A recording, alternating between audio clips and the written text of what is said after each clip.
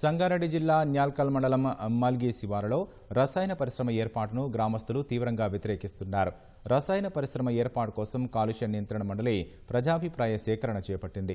ఇప్పటికే గ్రామ శివారులో ఉన్న కంకర క్రషర్లు, నూనె పరిశ్రమలతో ఇబ్బందులు పడుతున్నామని, మళ్లీ రసాయన పరిశ్రమ ఏర్పాటు చేసి పర్యావరణాన్ని కలుషితం చేయొద్దని స్థానికులు డిమాండ్ చేశారు.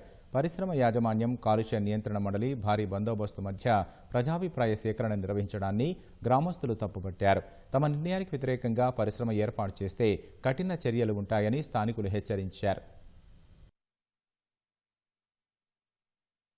ఫ్యాక్టరీలు పెట్టి ఊరికి నాశనం చేస్తున్నారు. మీరు ఆలోచించండి, ఒకసారి ఆలోచించి ఈ కంపెనీ మనం వద్దంటున్నాము, ఊరు పబ్లిక్ ఎలా ఒక మాట మీద ఉన్నామో లాస్ట్ వరకు మీరు ఒకవేళ అనుకోకుండా కూడా మీరు ఈ కంపెనీ పెడితే ముంగడ తీవ్రమైన మీకు నష్టమైతే ఉంటది. గుర్తుపెట్టుకోండి. కంపెనీ తెచ్చుకునేది మలికి గ్రామంలో. ఈ కంపెనీ వద్దు అని చెప్పేసి గ్రామ ప్రజలు ఖచ్చితంగా చెప్తున్నారు. ఎందుకంటే ఇంతకుడు మిత్రురాలు చెప్పింది, హెట్రో కంపెనీ వల్ల జరుగుతున్న నష్టం అనేది చెప్పింది.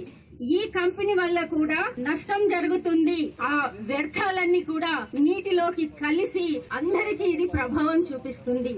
పశువులు చనిపోతాయి, నీళ్లు తాగుతాయి, వ్యవసాయం అనేది కుంటుపడుతుంది. ఫస్ట్ ప్రజల అభిప్రాయం తెలుసుకోండి. కెమికల్ అన్నాక కెమికలే, అది చిన్నదైనా పెద్దదైనా. అవునా?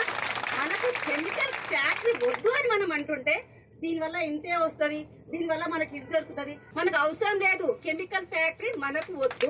మొత్తం ఏ నివేదికలో ఎక్కడైనా గానీ కంపెనీ మెలమీన్ అనేది కాలుష్యకారకం అని, ఫార్మాల్డిహైడ్ కాలుష్యకారకం అని చెప్పిందా?